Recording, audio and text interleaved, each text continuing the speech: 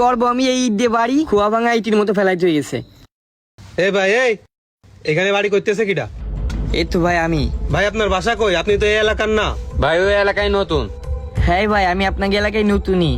ওই আমি ছোটখাটো একটা সরকারি কর্মকর্তা। এই যে আপনাদের ওই বাজারের উপরে যে কৃষি মন্ত্রণালয়, আমি ওখানে চাকরি করি।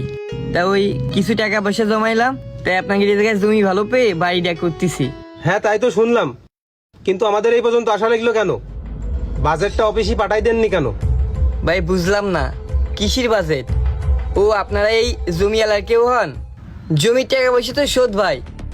আরে ভাই, মানুষ কি এখন অশিক্ষিত আছে? বোঝেন না কিসের বাজেট? আরে ভাই ও বুঝতেছে না, আমাদের এলাকায় অস্থায়ী লোক বাড়ি করতে গেলি আমাদের অফিসে টাকা দেশটি হয়।